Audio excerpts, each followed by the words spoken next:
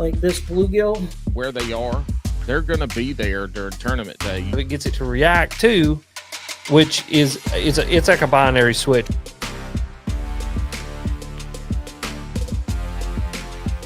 Don't ever cook bacon naked. Nope, don't do it. I've done that too.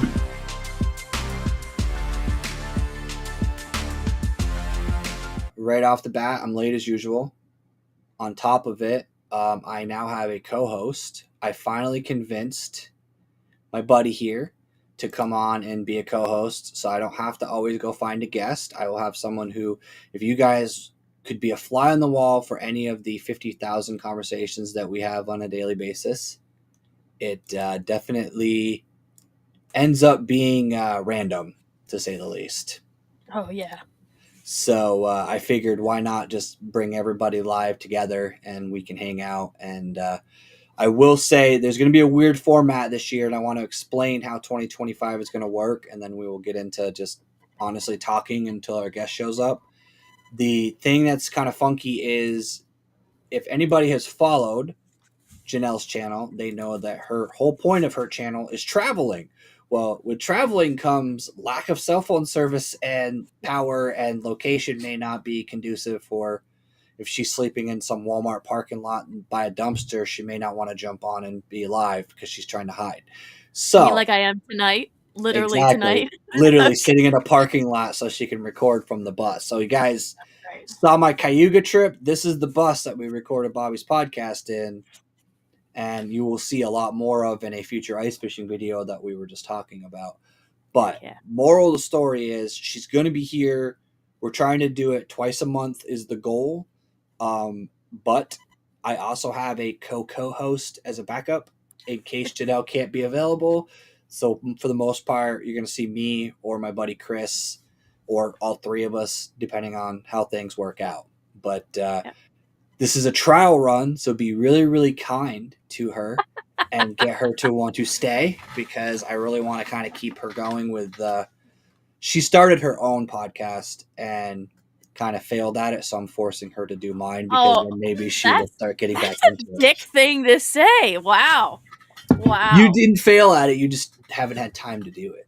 I didn't fail at it. I didn't have time to do it, and I had so many ideas, and just kind of.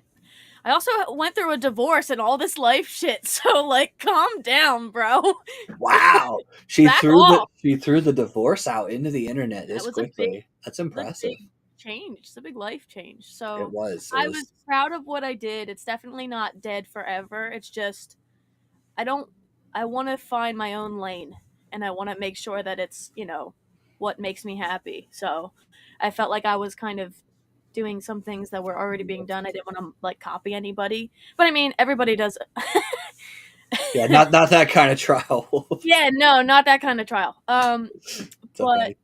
Yeah, no, the Adventures audio podcast will be back at some point, probably when I'm on actual adventures, when I'm traveling and I'm in places and I've got some interesting Walmart parking lot stories to share. Honestly, maybe we'll start the Spawn podcast network, and then we can just feature episodes on both. So, because I'm not going to let her stop being my co-host, I'll just keep hounding her to come on episodes, even if she does decide she wants to give it up. But that's cute. So we were talking about we were supposed to have a guest. I'm not sure what's going on. He was supposed to be on, but he may just be busy.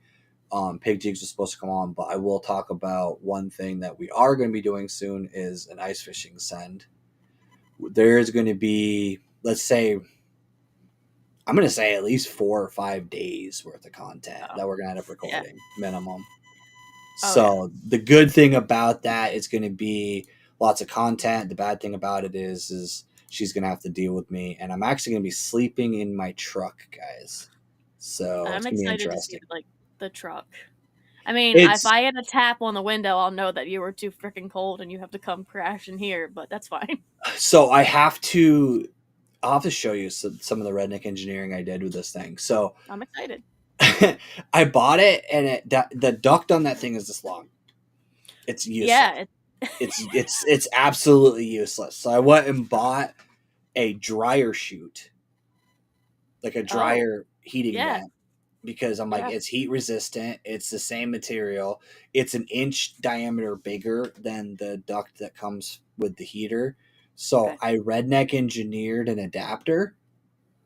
Right. So what I did is I took the 3-inch flange that they gave you, and I actually attached it to the 4-inch flange that you use in the dryer duct, so that I made basically an increase situation. So That's awesome.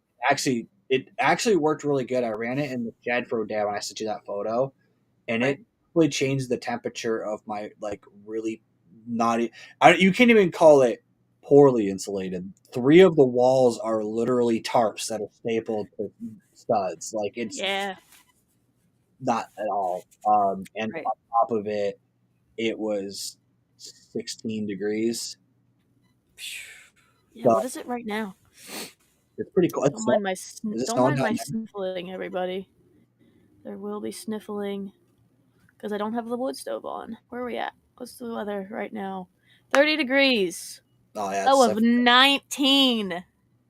Holy cow! It's windy too. It's windy up here today. I don't yeah. know why it's so windy, but it's windy. So you've got Anyway, some fishing coming up, at least I got open some water fishing. I fishing. got some camping. I've got some crafting because the scrapbooking trip's also coming up. I'm excited. Yeah, Right. Bobby's coming down in oh my god, like a week, 10 something like that, 10 days, and we're Like a week from doing today, isn't it? ascend. Yeah, I think something like that. I'll Yeah. winging it right now. We'll figure that out. We're going camping at the same spot that he came down last time, but it's winter now, which Yeah. I'm not a winter fisherwoman. So I have to say, when he said to me, I was texting him, and he's like, "Yeah, I'm going down to Jersey," and I'm like, "When?" And he's like a couple weeks, and I was like, "Huh?" He misses me, I'm sure. Well, it's a combination of like I will say, if anybody is getting their money's worth from buying a bow, Oh, for sure. it's Bobby, Oh, because I can't that dude imagine is what I'll be like when I fishing get one. like 4 days a week, and he's like, "Oh, there's ice on the edge, but I might try to send it." And I'm like, "Huh, dude? My kayak's Yeah. been put away since fucking like Halloween." Yeah.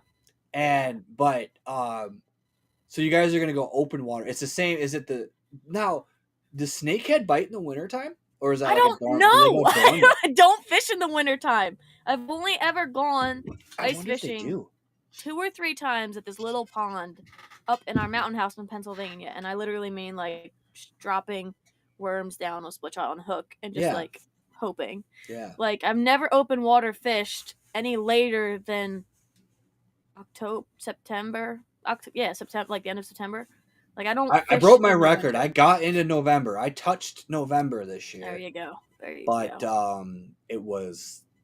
I caught 2 fish in 7 hours. I think the biggest one was 16 inches, which is good, but like Yeah. even the fish looked pissed off. Like it was Like what like the fuck are I you caught doing? a largemouth, and I was holding the largemouth, and it just stayed bent. Like it didn't even straighten its body. It just It stayed like was a mounted it was like largemouth. it was flicking you off in Yeah. Like, largemouth. you know when Like they do fuck that you. pose with a largemouth where they have that like bend to him? It was like that, and he just didn't Mhm. move. He's like, "It's too goddamn cold. Just put me back." Like he's just done. Yeah. Like, and I was just like, "Yeah, this is not worth my time anymore." I've And I've gone in like in the winter and I've thrown a jerkbait around and I did catch one pickerel. So if we go to a spot that has pickerel, we should be all right. There's no pickerel in the snakehead spot. Never I'm caught not any sure of if them. this is true, but it sounds All out true. of the water. Oh, well, they're Satan's fish. I Well, they can mean, only breathe out of the water for 18 hours or something like that. So, and I've never seen one on land crawling anywhere. So, but I don't know. I'm excited. I'm excited to see Bobby. I'm excited to camp, hang out by the fire, play with my wood stove in here. He's gonna bring up his buddy heater because I do need to figure out like a second form of heat that's not when like for the bus running and that's not the wood stove. yeah. So either a buddy heater, which also I can use when we're ice fishing and other scenarios, or some sort of small Wolf. diesel heater. And Jerry, I made that up. So I should probably I Yeah, I was suck gonna at this say, is that considering I do this audio only for the Spotify and snakehead. Go ahead. so what Wolf of Walmart said is snakehead crawl out of the water, burrow underground for the winter because they're Satan's fish. And I honestly, you know, I'm a naive Vermonter. We don't What are have they, things like turtles? that up here. And then he's like, I made that up. To be honest, I have no idea. They don't come this far north. They die up here. I don't know if they'd make it. They'd probably die up here, but Well, I would or rather bears would catch. eat them. I would rather catch a bowfin. That's tough to say. A bowfin and a snakehead. Bowfin get bigger, right? I mean, I've caught an 8-pound bowfin. Bowfin get big. It can. I'll take a bowfin over a snakehead. I like them all. I never caught either. What? Never caught either. You live in Vermont. The only place I've ever caught a bowfin is in Vermont. So you have to understand, I live in Vermont, but we want to know how many times I've fished Champlain in the last 5 years? 2. Are they only in Champlain? That's it. Something like 1,000. Really? There might be a couple small inland lakes that have them, but they're not that common. How about those lamprey things with the I mean, some of those are bigger than the bowfin. We've caught lamprey like they're huge. What do you do with it? Is it good bait? Like what? Cut the head off, throw it back in. Because you can't you can't kill them. You could stomp on them and they won't die. You have to literally sever their head to kill them. So when you find them on a fish, you take a knife and you take your fillet knife and you just and then throw them back in. I've only found I think we got an out. Wow, my New York just came out. My New York. I've only ever caught an alligator gar that had a spot in it that was definitely from a lamprey. But Champlain, almost every fish you catch has a fucking circle on them somewhere. Yeah, pretty much. It's insane. It's crazy. Pike do. It's ridiculous. But yeah, no. I'm excited for that. I had a skiing trip that was freaking awesome. I don't feel like excuse me. I don't feel like I captured enough of it on camera, but I am gonna make some sort of video out of it. I want to do another trip, but I don't even know. Maybe I'll be able to go like very early March if it's not warm and they have some artificial snow still So you out. heard it here first. Bingy's driving down to New Jersey sometime in March to go catch some fish. Just saying. I am ready for that. I really want to get back on the snakehead bite that we had a couple years ago. Like chatterbait bite, just them ripping, like just inhaling it. And then you're catching like, Soraya caught our biggest bass, which was like 4 pounds at the time. Because it was just early spring and they were all just like waking the F up. Yeah. And it was awesome. So for notes, for those of you, the uninitiated, that I haven't really done any content with this yet, but if you watch the ice fishing video that I just put out, you notice that I have a little bit of a different setup on the back of my truck. So I picked up a cap for the back of my truck, which is going to allow me to do camping. One of the main reasons I haven't done a lot of traveling is because hotels and campgrounds are expensive. And not everybody can have a fully retrofitted bus with a nice stove in the back that can. It has its limits, though. Yeah, it has almost kills you when the exhaust falls off. Still dealing with that. You guys want to see some funny content? Go look for driving with a mask. Janelle drugs herself. It only don't worry, she's not stoned. It's just carbon monoxide. It only causes issues when it comes to like the law, like worrying about the law and having civilians like notice that I have a wood stove and it's burning, and like, you know, if they say anything like, am I gonna get a knock on the door? Other than that, I would park wherever the hell I wanted, but that's my only source of heat right now, so I'm not really doing as much camping in the bus in the wintertime. But I would recommend, you'll have to see it when we meet up in Carmi. That little diesel heater I have would probably work really well because you could just build it in and you're using a bus. So I mean, having a can of diesel just means you have backup fuel for the bus. Oh so yeah, it ends up being the same. So it really works out for you, anyways. I think I'm definitely bringing the generator up for our trip. That way, I'm not like up Schitt's Creek without something. Yeah, and that's the beauty of it is. So will that be your, other than Cayuga, that's going to be like your next big trip? Big trip. So yeah. To be fair, like it's a safe trip. Like I'm very like Janelle will tell you like she probably gets mad at me because I like big brother her all the time.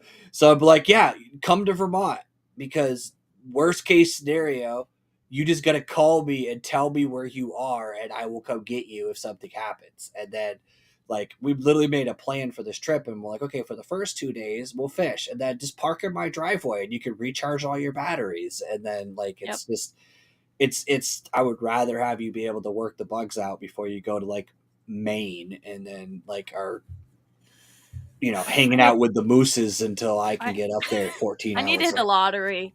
I need money, man. And I hate that I hate that I need money. Like I've always hated that. I've always hated that you're like tied down. Like I need now that I have the bus finished, and that's great, but my funds are going to go the, kaput very the very irony soon. of the dream, right? So I don't want to say I'm rich, right? But I can support my household. I have plenty Right. of toys and I can buy what I want for the most part. But like back in the day, like living in a bus was like what you did when you failed at life. Now it's like the Yeah. goal for a lot of the people to like, I want to live in a bus by the river is like, used to be a cliche for being poor. Now it's like the dream, but it Well, costs so also, much money to maintain that lifestyle that it's crazy. and that's also because like for my generation, how old are you? I'm just gonna ask just flat out. How old are you? 38. All right, you're 8 years older than me. So like, the shift is in there somewhere. But like for my parents' generation, it was like if you work hard and you can stay consistent, you'll be able to provide and make a good living and have the Yep. things. It's not happening for my generation. It's No. just not. Like F that. Like I've done the big girl jobs and I was still living paycheck to paycheck. So what's the difference between now and This is why I love having Wolf no, in the chat no, all the Wolf, time. incorrect. If you sleep with your hand Um, into. So actually, you know what? Funny fact though, I will tell you this, and the enthusiast adventurer can confirm this. A trick you can do to stay warm in cold temperatures is if you take like a stainless steel water bottle, boil water, put it in that, throw it in wrap it in there. like a sock so you don't burn yourself. You can actually put that in a sleeping bag and it will act as a heat source. Yep. I actually, so to answer your question, Wolf, I bought it actually worked out really funny. So I've been looking for a truck topper for a while. I was actually trying to work with some companies. I'm still open if anybody is watching and wants to reach out to me, hit up your boy. But I would love to get an overlanding cap. I really would. They're really cool. There's a lot of features of it that I would like. But for now, I did the redneck Facebook marketplace deal and got extremely lucky because I found a guy who literally had the exact same make model truck as me that had the color matched cap that goes with my truck. So I actually have it's just an ARE camper shell truck. It's non-insulated, which I actually think is going to be an advantage, and I'll explain that in a second. But it's nothing fancy. Literally, the locks are rusted shut, so I'm gonna have to like anti-seize them off and then put new locks on it. But the idea behind it is that I want to be able to do this camping trip. This is actually gonna be the first time I camp in it. I'm just gonna throw one of those foldable cots. I have a memory foam mattress that I'm gonna throw on top and sleep in the back of my truck. That way I can, on a whim, drive. Like Janelle can call me and say, "Hey, the snakehead bites hot this week." I can just drive down on a Friday and Yeah. find some parking lot somewhere and hope I don't get raped in New Jersey while I'm waiting to catch some snakeheads. That's so. Well, here's the funny thing. You literally are basically probably gonna park right in front of my parents' house and just Yeah, that's camp fine. there Yeah. So because and it it's 4 minutes from the boat launch, maybe perfect. 5. I'm not even kidding you. Like it's down Yeah. the street. There's no point for you to go anywhere else. Just True. I'll So look out then my I window and be like, "Good night, Mike." so then I literally went out and I decided, we're going to double down on this. And I bought one of those diesel heaters that everybody's talking about on YouTube and stuff like that. All the overlanding guys use them. So I have it I know. rigged up so that it sits on a little stand outside of my cap because I am worried about dying in my sleep because the diesel exhaust isn't exactly healthy. Janelle can speak to that very, very strongly from driving in her bus. And I bought a heating duct system. So essentially what I'm going to do is slide open a window. I have a piece of foam with the heating duct attached to it that I'm going to have that attaches to the window of my cap to pump heat in. The good thing about that is it's going to allow me to just have it be modular. I can use it or not use it depending on what the temperature is. And the fact that my cap's not insulated, I did sit in the cap. This is a redneck thing you'll hear, but I sat in my driveway with a diesel heater running into my cap, just sitting on the floor of my truck bed, just waiting to see if the temperature changed to see what it felt like. And it Just started hanging to out. get warm like 15 minutes in. So I used one of those like laser heat guns, the one I Okay. use for my bait making. The heat coming out of that vent hole is like 190 degrees. Jeez Louise. So That's crazy. it's a 6-foot truck bed. And the thing is, because it's running outside, what's cool is it does Right. have an app and a remote that I can control it from inside, so I can turn it up and down as I need to. Love that. Yep. But at the same time, it's still going to be constantly pumping heat in. So theoretically, it's a good problem to have. But if I actually were to take the time to really insulate that cap, I probably would cook myself in that freaking cap. So having some heat loss actually could be beneficial. So that like kind of keeps Yeah. it at a regular level. Because I know it changed the temperature of my shed like 15 degrees in like an hour, and my shed's a 10 by 10 shed with like tarp walls. Like it's got no insulation at all. And it's a literally like corrugated sheet metal roof. Like there's zero insulation factor at all. It's basically open air. So that's going to be really fun. And actually, it's funny because I actually have a buddy that lives like 20 minutes from the boat ramp. He's like, why don't you sleep at my house? And I'm like, this is where the difference in our world from your guys' world is that I'm like, but the content, I want to make a video about being uncomfortable and sleeping in the back of an aluminum It's the truck. only reason why I'll do it.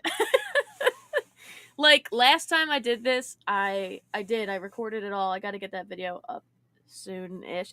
It'll come up. But I recorded it and I was like, oh, okay, but it was cold and I can feel it right now. Like I have 2 jackets on. To be honest, I could have used the fucking heater at Cayuga. That night was brutal. But not for me. Yeah, you were in a glorified tarp with sticks outside. That's right. I was right. freezing that Saturday night. You could have knocked on the door, bro. You could have knocked on the door. I don't know. I was afraid the jersey would come out. Like, who's out there? And then just like first of all, you should always be afraid that the jersey's gonna come out. But like, I would have thought it was one of my people before I thought anything. I've opened my door for strangers. Fucking cares. True. I don't know. You know what's funny is like it was one of those deals where it was so cold during that trip that it's actually the first time we've been able to like publicly talk about the trip. But like, it was so cold when I was in the freaking tent that it was like I was doing that like I've really got to pee, but is it worth it to get out of this cot and then get rid of all the warmth I've built up in this cot right now? Because the one thing that's good is like it sucks and it doesn't is I bought that like 3-inch memory foam topper to put on the cot because the freaking mattress that comes with those cots is like ass. It's absolutely useless. It's like a sleeping bag material stuffed with like a handful of cotton. It's not like it's nothing. Like you might as well not even have it. So the problem with that memory foam is when it gets cold, it gets rock hard. Yeah. Until your body heat heats it up. So then your body heat heats it up, but then it acts like an insulator and it traps that heat. So that I got heat underneath me, heat on top of me. So I was like nice and cocooned. But every time I would move and like the air would get in between, because I didn't have like a sleeping bag, I was using like layered comforters. So like anytime the air would flow into the blanket, I was like, Imagine our ancestors. They're like, you guys are such pansies. We slept on twigs and pine boughs for insulation and deer hides and shit, and you people are complaining. If I had, you know what, my heated vest, I don't know if it's in here. I can't find it. I had it for my hunting trip. Don't know where it is. That thing is a game changer. And I can imagine if you got like the pants ones or even just the booty ones that are like puffer material that are heated, that and a vest combination, deadly. So I'll tell you, you know why I don't have one of those yet? Because I bought one and until I was on my fat injections, I couldn't fit into any of them. Yeah. Because all the ones that they made, they didn't make them for like dad bod beer gut style bodies. So like they would fit me as long as I didn't want to zip it. Right. Yeah. So I haven't bought one, but I really want a vest for hunting because I hate, like, I can layer up my legs and it doesn't bother me. Their But upper, my it's upper hard. body, it sucks. I hate like this trip I'm going on. That's one of the coolest things about this trip that you guys are going to see content on in a couple of weeks is that we're staying at an Airbnb. So I'm going to be able to, for the first time, ice fishing content career, drive the 3 hours to this lake in a single pair of pants and a hoodie and be comfortable for 3 hours instead of having to Michelin man myself, jump in my truck, run no heat all the way up because I'll die if I do, and then jump out of the truck, throw my bibs on, and go fish. I'll be able to actually change when I get there and not have to freaking sweat my ass off all the way up. But at the same time, like, the content is going to be fun, but it's also like I hate layering. I hate it. I always try to like. Every time I start out overdressed, and then like I do the same thing for hunting. The first like 2 hunting trips, I am way overdressed because I would rather, like, once you get cold, it's over. Well, If you're that's too the hot, best. you can be like, okay, I'll unzip my coat or I'll take my That's the hat best off. advice my dad ever gave me is you can always take layers off, but you Yep. can't put layers on that you don't have. Right. So, and I'm also a woman, so I'm always like trying to be prepared for things. Right. But the heated vest, I feel like, is definitely going to be a game changer. Yeah, I want to get one of because those. your arms are free too. Because Right. like I've got a hoodie on under this jacket, and I still feel like constricted, but Yep. Yeah. warm. Get a heated vest so that, like, for ice fishing, for hunting, even actually late season and early season kayaking. Just be careful with the Because electrocution factor. Don't get that thing wet. most of those are 12-volt. They're not gonna. My You could dad take a bought the. you could take a bath with a 12-volt battery. People think that it's a problem. It's not an issue. Well, people just are looking for a looking for I a mean, joke. you don't want to take a bath with a toaster, but you definitely want to take a bath with it's No, fine. my But yeah, dad has the Tide We the hunting bibs that are heated. And he yeah, loves them. I looked into those. $100 or whatever they were when he bought. They weren't that them. bad. They were pretty cheap No? online. Yeah. I just need See, them in black. I bought the vest from them, but the problem is, again, now granted, since I tried that vest on, I've lost 72 pounds. Like, when you see me, you're like, what the fuck? Because I've lost like literally. Whoa! I was 330 when we met last year at the trade show. I'm 260 now. Well, So, like, proud of you. honestly, it's crazy. So you know what it was? Is my doctor was like, it's a really bad. So I always made the joke, I'm just going to keep going until I run out of sizes. I ran out of sizes. No. Yeah. Hunting and fishing brands stopped making sizes at 3X, and I got to 4X. Jesus. And I couldn't buy shit anymore. Not cool. And I was like, okay. And then I went to my physical and they did all my blood work. And my doctor's like, here's your choice.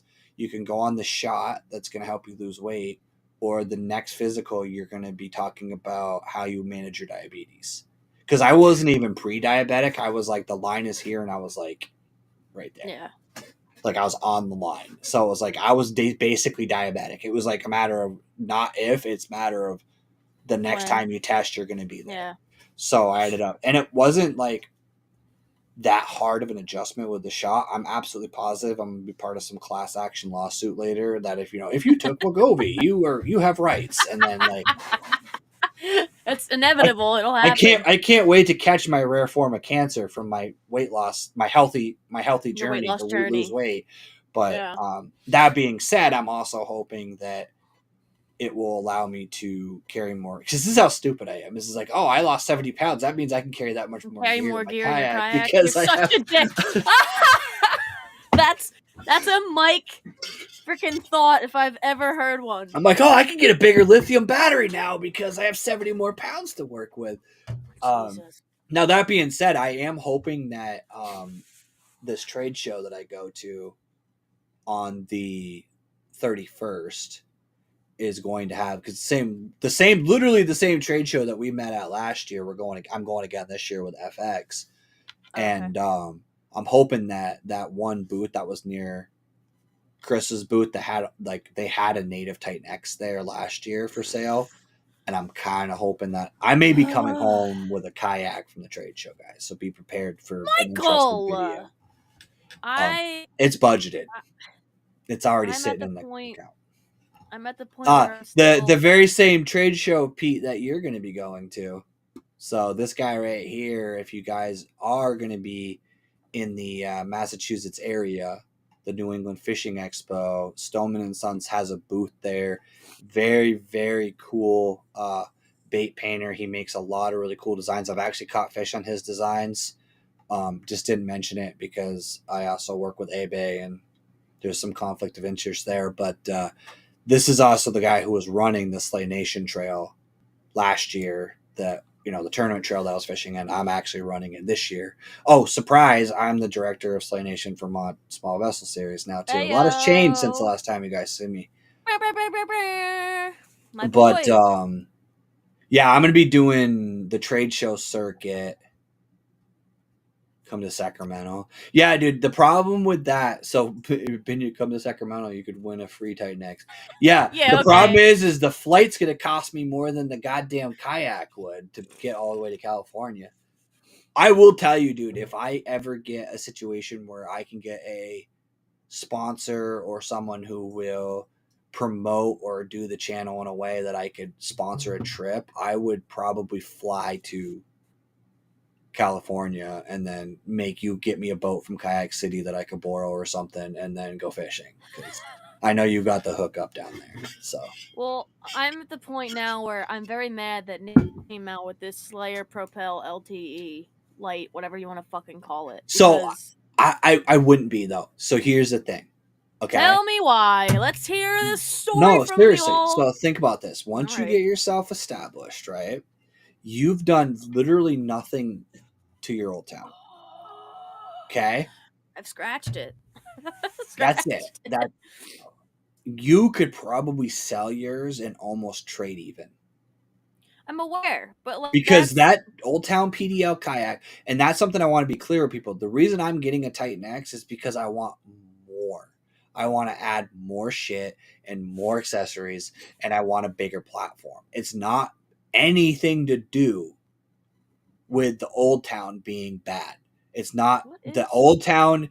If anybody is looking for a 10-foot or 12-foot starter kayak that you want to pedal drive, it is the kayak. It is stable. Right. It is reliable. I have beat the hell out of it. Janelle has seen my kayak. I have. Oh my god. It's a wonder. It's ridiculous.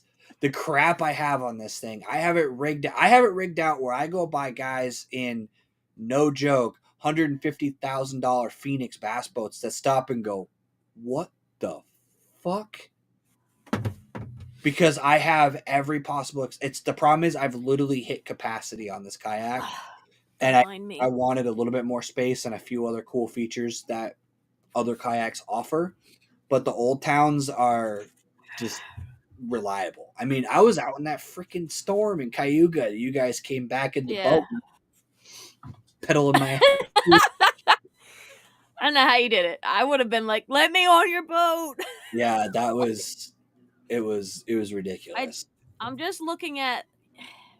I'm looking at the specs of the Slayer Propel LTE. First of all, they don't have my color. Don't get me wrong. I'm very angry. I'm not saying. Well, I'm literally saying if you can find a way to trade even at some point, it might not be It would be worth it.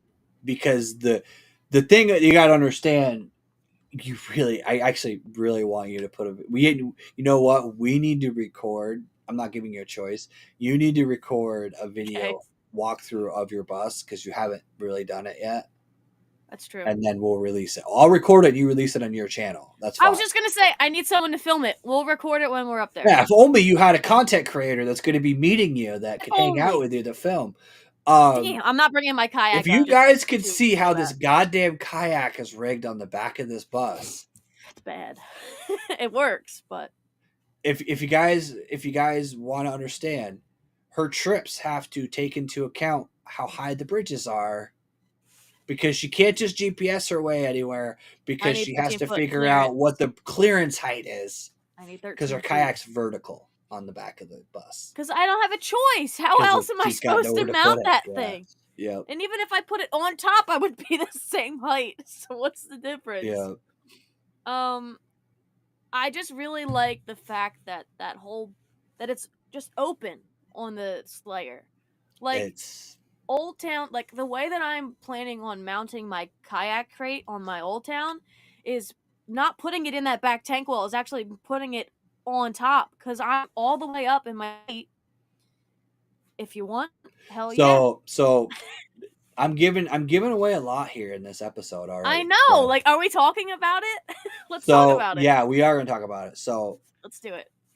Janelle saw me making some bait, saw some of the bait videos I put out, and she came up with a really good idea that we're gonna do. So this winter trip is a precursor to an eventual summer trip, and the plan was we're gonna meet, fish. So we're gonna fish basically over the course of. She's gonna be up here for a full week. I gotta work in between, and I'm not gonna lie though, I might take some days off and make it an even.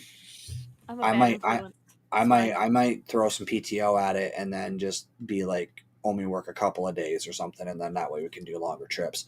But That'd be anyways, awesome. point of the story is she's gonna be up here for a week. I'm gonna try to take her to, if I can take some time off, almost probably 3-4 lakes, because there's a couple lakes near me that you could park the bus and then we could just take my truck and go fish, and then you could get your Right, bus yeah. recharged and stuff. Okay. Anyways, my ADHD kicked in there. Pete Stolman has graciously offered his shop to let us make baits in, because my bait shop, for those listening in audio podcast, I'm very vigorously air quoting, is again a 10 by 10 shed that has like, lawnmowers and shit in there. So like I'm just barely squeaking in there. So I'm gonna grab my molds, grab my plastisol, have everything ready to go, and then we can do it at Pete's shop. Maybe even have Pete paint some baits and do some other stuff, because he does Pete, that would airbrushing and be all that. awesome. So if he's Thank you. free to do that, and he offered up the shop, it's it's a nice warm place to like be able to do it. I have done the at-home soft plastics where I make molds out of plaster Paris and then I like pour it in there. So, there we go. But So our guest is about to come in, and I want to answer this question first. Okay, sure. Wolf, No problem. where in Pennsylvania you're going to be in September? Me? No, Wolf of Walmart says he's coming to Pennsylvania in September. Oh, let's go. I have a place in Halstead, which is right near what is it? Oh my God, Halstead, PA. It's right on the Susquehanna, like right there. So gotcha. So let's hang out. we'll bring our guest in here too while we're at this, but real quick, we're literally talking bait making, so it couldn't have been better timing for you to show up at this point. But yeah, so Wolf, we'll have to talk, because, and actually, yeah, Pete could judge the baits, but actually the strategy was we were going to pour the baits, and then we're actually going to fish those specific baits come summer. I'm so excited. I'm better. so excited. I'm pumped.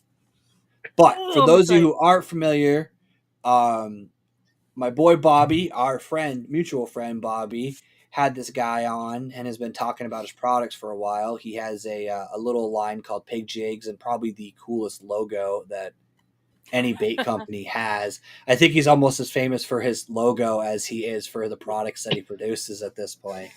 Do you have the logo tatted? Do you have it tatted on you at all? No, I haven't went that far yet. Okay. I'm just wondering if that's an option. Just pull it out. I did throw "yet" in there. Okay. I'm sure it's something. So, now I have to ask, how did you decide to start making jigs and baits and stuff, or was it something that you just didn't have something you wanted and needed to make your own, or how did you get started with that? Yeah.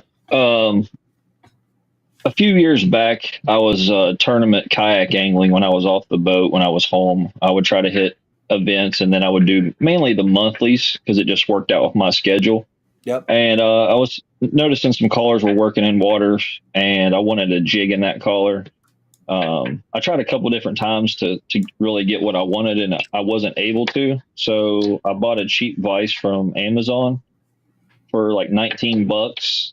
I bought 2 packs of skirt and like a 5 pound mixed bag that you can get from some of the lure companies, and I was making them, and then I had a couple buddies that kayak fish, so I'd send them to them. They were having good success on them, and he was like, "Man, you should consider selling these at some point." So we just over the last 4 years, we've really grown. We're fixing to launch our rods into the public here soon after my little group Pig Nation gets their fill, and I have a drop coming up this week, so I'll be releasing some more stuff. But it just started with nothing. I still have the first jig I tied over here on my wall and the vise done up, but it's just escalated from there.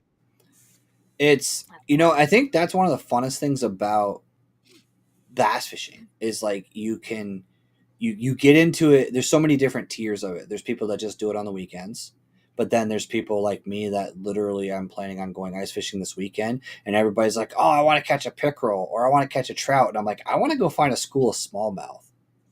That'd be awesome. Like, yeah, it'd be cool to catch a trout and pickerel, and like I'll catch whatever, jumbo, perch. I don't really care.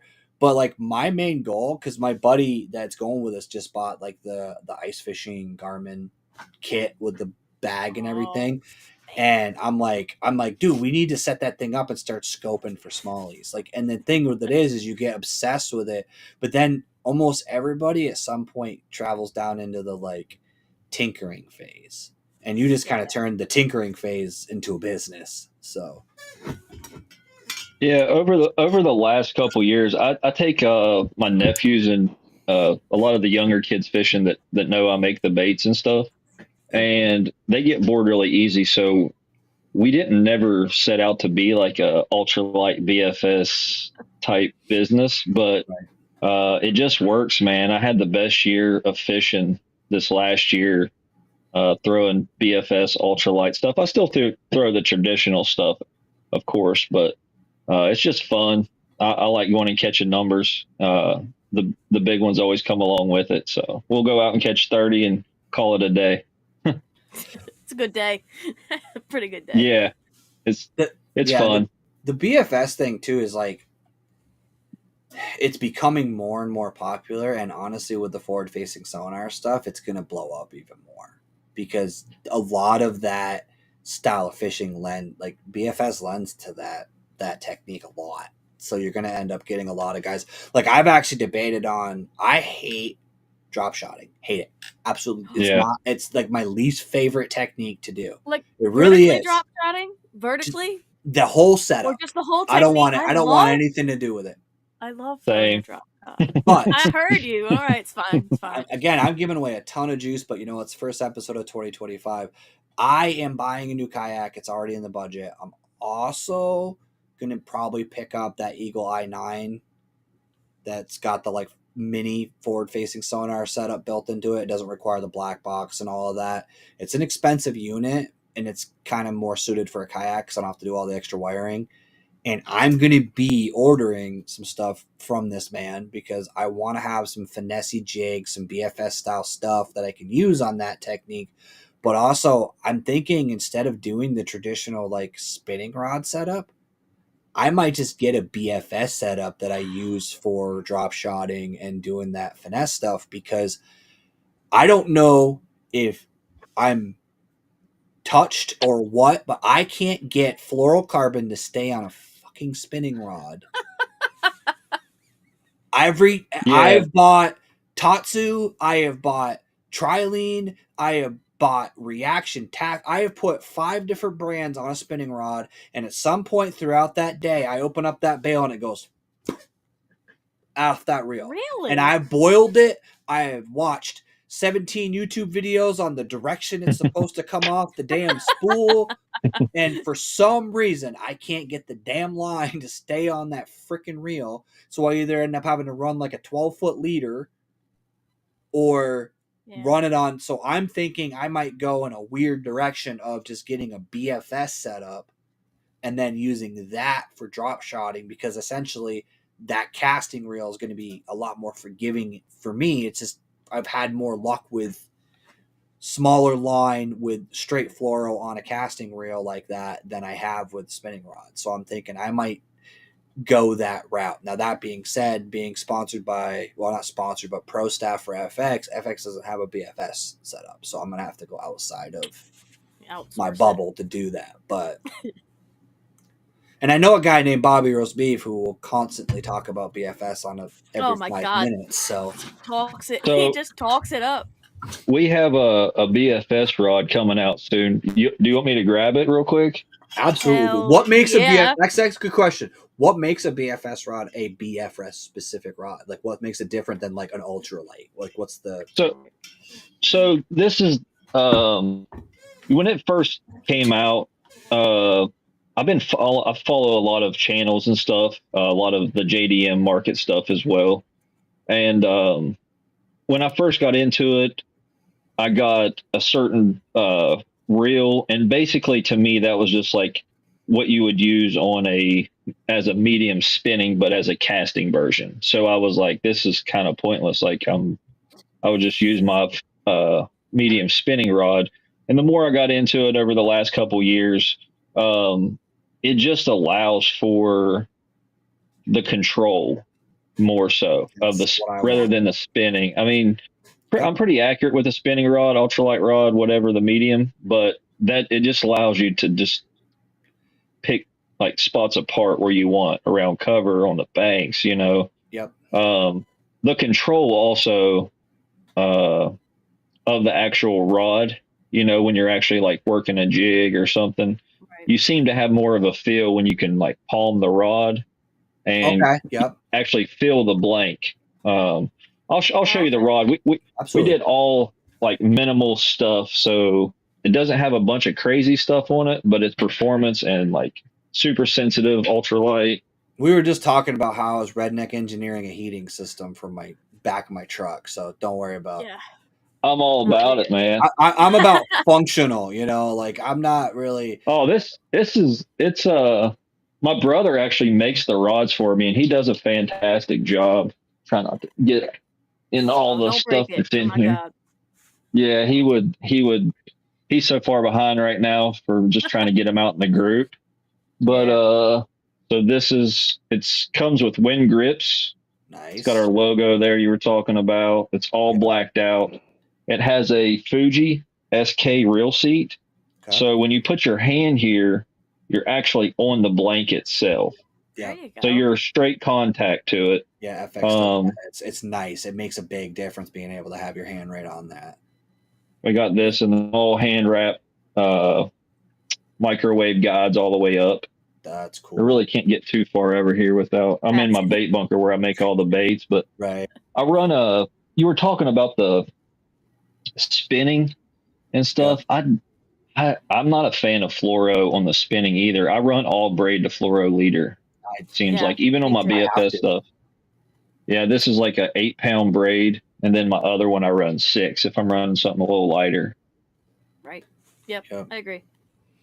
That's a beautiful. Yeah. That's looking it. rod. That's a little tender Yeah, shoot. that's definitely. So you guys are going to be. So you're going to retail at some point? Obviously, it's like, I mean, for perspective, guys, this isn't like he's got a factory full of workers making this stuff. It's when he can get it out the door. It's not. It's a one-man show, and obviously you have the guy making rods for you now too. But you said you're going retail with that as soon as you can, or is it like you have a projection of a goal for next year, or how's that going to work? Actually, we were hoping to get him out by the end of last year. Okay. Just in life general. Then I'm only home 6 months out of the year, so I wanted to test everything. Yep. We have an ultralight spinning setup too that's coming out, but I have a group called Pig Nation. So it's a group of anglers that I've selected all over the country. So when I have customers contact me, so say from like Florida, Washington, New York, New Jersey, I don't get to fish those areas if ever. So Yeah. I contact them. I told my brother when we started to do it, I was like, let's let them get whatever they want, and then we'll release to the public. Well, just like a week ago or so, I dropped the bomb. I was cutting them off because some of them are up to like 2 rods now and stuff, and I was like, let's get it to the public, and then we can go back to you guys. Which I felt it was only right that they support me so much and things that I give them first dibs on trying the product out and stuff. So. No, that's cool. That's one thing that I wish. So partly my channel started because of that. Because people that in the bait industry, they don't think about you get a streamlined version. So like what happens is my boy, like Alex Rudd, for example. Alex Rudd talks about that freaking money badger. All, It all day, every day. It doesn't work up here. I've never met a single person that's caught a fish on it. And I saw a lot of videos back in the day, and Tactical Bassin is a perfect example. They're like, oh, you need to use a shad pattern. Well, I got news for you. And this is something that everyone in the chat's going to start laughing at. I actually think about making t-shirts. I've never seen a shad. We don't have them. Yeah. They don't exist. I have no idea what the hell a shad is. Now, we have alewives in Champlain. That's the only shad species we have, and they're an invasive. Yeah. I live in the Northeast. It is yellow perch, bluegill, and baby trout, and each other. Yeah. That's what our fish are eating. That's it. Like, that's the thing is like, so I started making videos talking about how to fish Vermont and how to fish Massachusetts and the local area, because it like there was a lot of content out there that I would see guys like the trade show that I met Jeanette. So I met Jeanette at a trade show actually with Bobby. She was hanging out with Bobby, and they came up to the booth when I was hanging out with Abe, and like, you don't know how many kids I saw buying like 12-inch glide baits that had never bass fished before. Right. And the YouTube, don't get me wrong, Pure Fish and Call Me, I would take some deals from certain companies, but at the same time, there's a lot of pushing of stuff that like you don't. To be honest, if you're gonna start, I think actually BFS, even though it's kind of like niche and new right now, BFS is actually probably a better way to start than a 12-inch glide, because a BFS rod can do a lot, and you'd be surprised what you can catch on those little baits. Like I've got a lot of big fish on little baits. While I was testing the BFS rod, just it's been 6-7 weeks ago before we really got a cold front. I knew they were going to start feeding up real heavy, and I caught them on the banks. But I have a little 1/16 ounce elated, I call it. So it's like an ultralight bladed. That thing thumps. And on that little rod I just showed you, I landed a 3.5, and then 5 days later landed a 4.5. Small braid, fighting it through grass. I mean, I have a video on my page. I was out of breath, worried I was going to lose it. I was trying to, we're trying to promote a rod and show the quality of it. I knew I could get it in if I could get it out of that grass. I mean, it handled it perfect. And I think you're right, because that's what I was saying about like my nephews and like even my wife and things. I have a jiglet that we just released. So it's a special head. It's real flat. This is a 1/16 ounce that I was painting today. That's why I told you I was sorry. I was a little bit late getting on here, but this is a custom order I'm going to do for a guy, but it's hard to see in this, but it actually has like little nubbies on it. So it's super flat. Yep. Oh, okay. And when it in the water, I mean, it stands straight up, but you can actually drop this on the table and it'll look like it's going to lay down, and like magic, it just pops right back up. We've got a couple of videos on our page, but I gave this same thing to a lady I fish with where I go test my baits down by the river. She's 70 years old. She was using a Doc Demon for the longest time until I hooked her up with a bigger setup. And she was watching me slay the crappie one day all the way around this creek. I was up and down testing collars and things. And she's like, wow, that thing's really working. I was like, well, let me tie it on for you. And I tied it on for her, showed her the trailer, how to work it, went on about my business, and it was just a few minutes later, I heard splash, splash, splash. So a lady who had never, didn't even know what a jig was until I met her, was catching fish on it. And That's it's cool. nice. I mean, you're not going to catch, 12 pounders all day long, but it's satisfying to me to send products out where So people I can will catch say though, numbers. the misconception though is I can tell you I caught, I can't remember, it was like a 24, 26-inch pike on a 6 cents Picos. And if you've seen those things, Uh-huh. tiny. I mean, I had to like jig like a football jig hook set to get that tiny little hook to bury into that pike's Yeah. face. But you can get, especially early season. So up here in the Northeast, like once ice out happens, those fish aren't looking to hit even a 4-inch swim bait. They'll hit a 1.8, a 2-inch swim bait, or a small jig, or a micro finesse jig. They'll hit those all day because their metabolism is still so low that they're just looking for a quick bite. So a lot of times there's specific times where just throwing a small little, I've used like little finesse jigs before and caught big smallies on them. The only thing you have to do is, and that's where a BFS rod, which is why I'm thinking about going that route, is the lightest rod I have is a medium heavy moderate right now, and like maybe a medium spinning.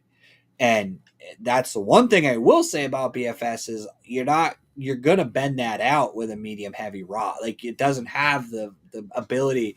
I'm putting a lot of tension on that hook. Yeah, So that's why I want to get like a more specific setup, because there is, and like you said, there is days where you just want to bite. And it's fun to just go catch 10 That's crappie me or all 10 the time. perch or 50, small fish. I just And the wanna other thing bite. I learned from Bobby's multi-species tournament taught me something that I never thought that it would teach me. And that is, I am by nature. So I grew up trout fishing with my dad. We used to do the trolling for salmon and trout. Then I got into bass fishing later in life. And then what I did learn, and the BFS thing is a perfect example of that, is if you can consistently catch bluegill or crappie, well, guess what the bass are eating? So if you can find a good crappie hole, the bass aren't too far from that. The bass are in that area because they're following that same school that you're chasing. So if you go start targeting bluegill, you start targeting shad, you start targeting those multi-species, you're actually doing research for the bigger species that you may want to target later because that's their food source.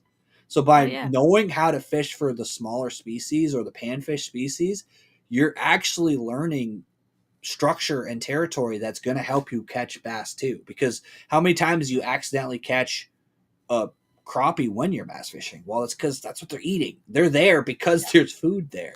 And that, like I said, sometimes you don't need the 12-inch glide bait or the 1-ounce jig. Sometimes they want the 164-ounce micro jig. Yeah.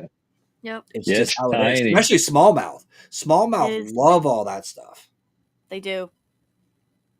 Oh my god, I can't even. Yeah. God, on Instagram they look so much bigger. Yeah. And honestly, that's got to be an art form tying those. Oh.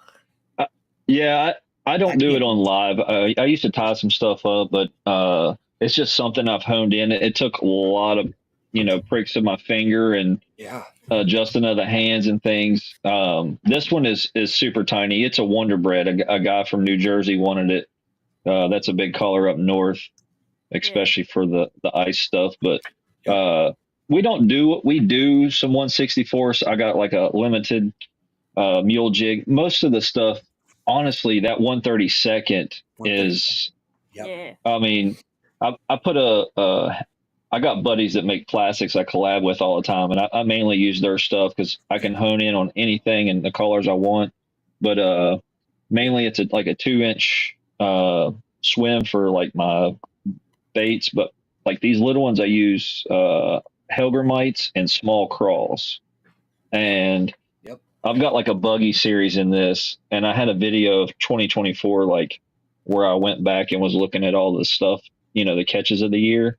And that black mayfly solid black with the black Helgi on it. Yeah. It should have won an award for me last year. I didn't realize how many fish I caught on it. I kept telling people how good it was, and you just look at it, it's just plain black. But when it hits the water and it has that look to it, that little jig, they just can't resist it. Everything eats it. It seems like. Ooh, green pumpkin and purple. Yeah. That's a deadly color combination, first of all.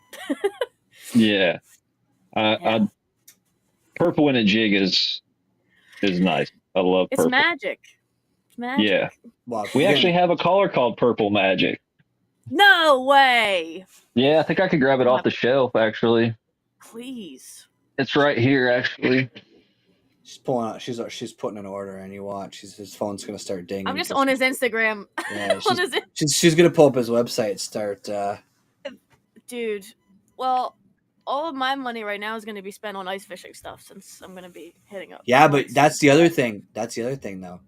BFS stuff and ice fishing stuff is pretty interchangeable, to be honest. A lot of I that need BFS gas stuff money, is in the same okay? bubble. What is it? Let me see. It's so magical. Yup. Oh, I like that. Yeah. It's gorgeous. What size Hell hook of a does that have ball. on it? so this is a size 1, and it's tied on an Okay. EWG. That's cool. Yeah, I was going to say it looked different. So Yeah. you can rig it up weedless. It's kind of hard to see. You barely have to put any. I'm going the wrong way. It's like backwards, but you can kind of see it there. You just barely, Little keeper. run it up on there, and it's actually like the skirt pins it on there.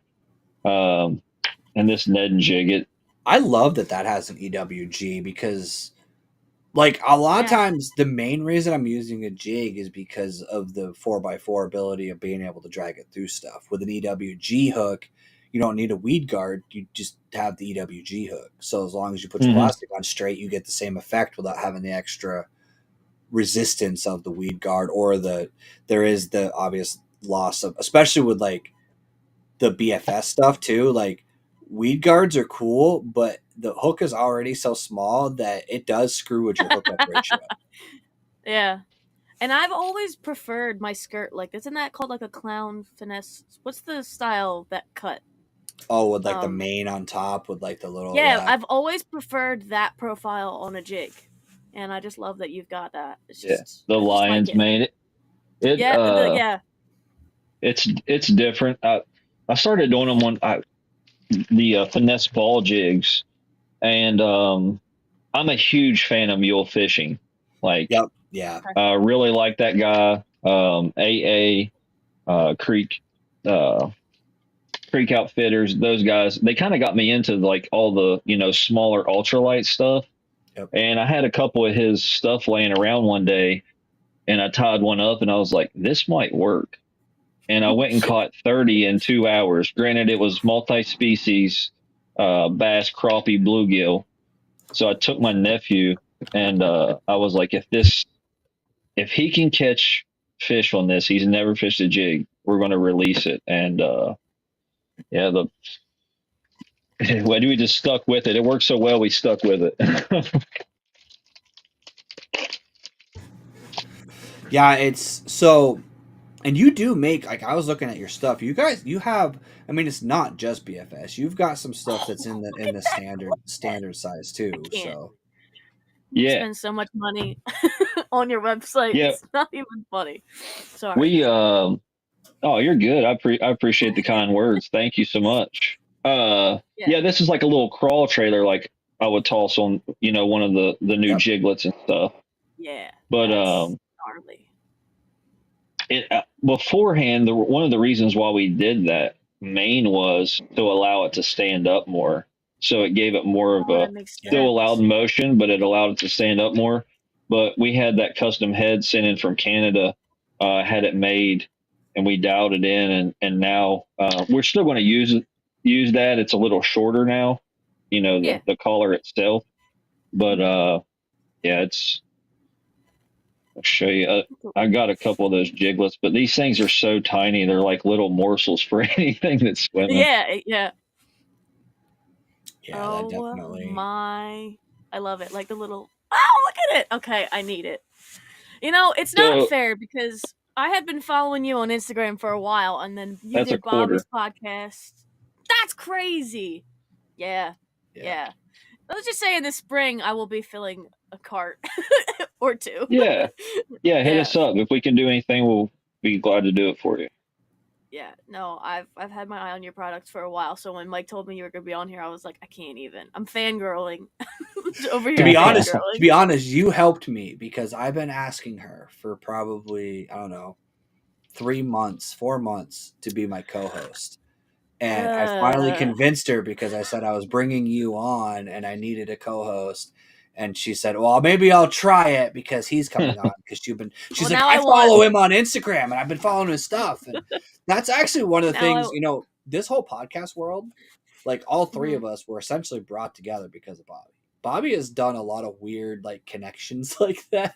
Like I have a lot of like weird industry stuff that I've made. Like, you know, honestly, he I've does. met with a lot of people because of him, but it's like never would have even considered BFS. I really wouldn't have until I fished with Bobby and watched him like kick my ass with BFS. Bobby, in the same boat, and he's pulling 3-to-1 fish on me, and I'm not even like going elaborate. Like I was throwing a freaking Kitech. Like I wasn't like going way off the reservation. He was just throwing a smaller Kitech on BFS, and he was able to fish it better. And that smallie he caught, I don't know if you saw when he caught his PB smallie. Yep. It's freaking like 20-inch smallie on freaking 4-pound test on a BFS setup, and he's freaking out the entire time because what you don't see in my video is that thing jumped 3 times. Oh my God! Stopped your heart. Like Shamu style, like Free Willy jumping out of the water, and every time you could hear him pucker and then dive with his rod to the water to keep it from. But it's just like that to me. Like that's why it's one of the only things I like about ice fishing. I hate ice fishing. It's funny because like I put out content every year. I do ice fishing, and I've said this I said it in one other place. I said it in a chat actually on Dark Horses Live recently. But so to me, fishing is my drug. So fishing is cocaine. Ice fishing is like crack cocaine. It gets me there, but it's not what I want to do. And the jig rod is where the BFS kind of equates to me as like when I'm jigging and I catch a freaking 6-inch perch, but it feels like a monster because that rod is just so flimsy and you have to baby it. You have to really work at it.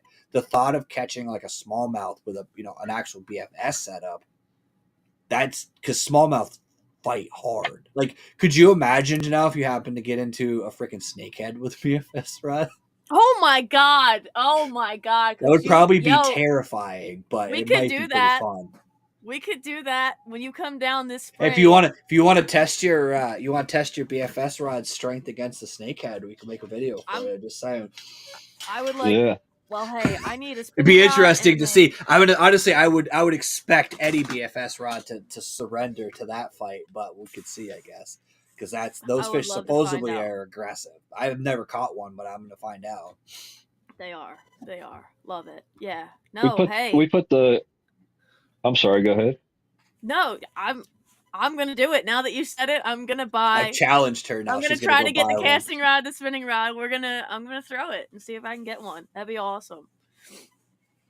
It takes some convincing, but I mean, I love, man. Before I started, making the jigs in full time, so now it's not a full time job for me, but that's mainly what I do. But I was a Texas rig cranking, just power finesse frog, just crank it and rip and rip type of fisherman. But I actually enjoy.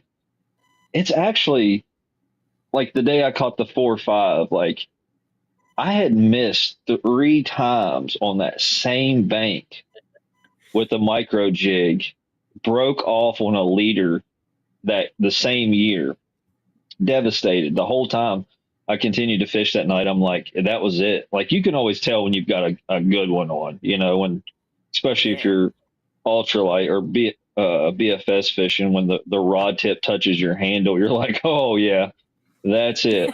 Like it doesn't Yep. give you a chance. There, it just runs, and you know that if you crank down on the drag, you're done. So you're just fighting. I'd love to see that snakehead battle on video. Hey, We took him. I run 3 cameras when I'm fishing, so hey, I'll do my very best. to That's get it one of those all- things where like I grew up like doing the king salmon fishing thing on Lake Ontario. And that's really what the appeal to catching those fish is the fact that it can take you 30 minutes to get the thing in the boat. Like it's just it's sheer power. Like we've literally caught fish before like you're handing the rod off because you're so tired from fighting that fish that someone else needs to like you need a break because your hand is like vibrating because it's so hard to fight them. BFS kind of gives you that experience with the smaller species because realistically a 4-pound largemouth on a BFS rod's a fight, especially because you're lighter line. You gotta play with the drag a little bit more. You're not able to, but that's where like I said, I hate drop shotting. I hate the stuff that I need to learn how to do to be able to fish this forward facing sonar style techniques. I could probably get away with a BFS setup with. And then I would have that versatility of being able to go multi-species fish or trout fish or whatever. So I'm thinking that I might dabble into that world next year just because it's something that, and like I said, I will admit I've literally taken freaking 130 seconds micro jigs and thrown them into pads and caught largemouth on them. It's not, people have this weird misconception that you got to throw a 6-inch worm or 10-inch lizard to catch big fish, but you can catch monster. Matter of fact, Bobby's PB Smalley on the Connecticut River, I could be wrong, but I think it was on a pig jig's head, and it was yeah. It's on the bladed jig. He loves it, man. yeah, and it was a little like 2.8 Kitech that he had on the trailer. It was He just a loves little, the 2.8 Kitech, that man. He messaged me shortly after that, and he was like, "I'm so glad I found this," and I was like, "Me too, man." I love Bobby. He's great, and his enthusiasm is just contagious to people. That's you were talking earlier about like the connection. You know, everybody kind of is on this live right now. Some doings to him. He's just socially, and he just gets it. You know, he's a people person. And this entire banner you know, at the bottom of this screen, with the exception of Grande Bass, we're all in one way or another a connection through Bobby. Because I went to a trade show to hang out with Bobby and met A-Bay. At A-Bay, FX was there, and I talked to a different trade show. I talked to FX at that trade show. I met Dark Horse Tackle at Bobby's 200th episode show. Reaction Tackle, I got introduced because of Bobby, and then talked to Cody and got signed on.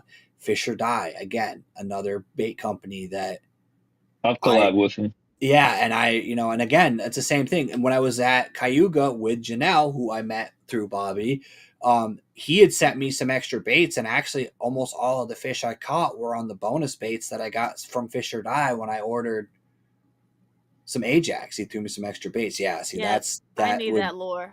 I need that has lure in that my that has life. like bluegill all over it up here where they would smash that. Well, that's the thing too for me. Like first of all, in New Jersey we have a lot of pickerel, and I love a pickerel fight. They give up a good fight, and I would love to get like some BFS stuff dialed up for them. But also we've got some nice perch here, some good crappie. Like I've got some spots that I'm already this spring. I'm like, I know where I'm taking my tackle. Like I know where I'm going with it.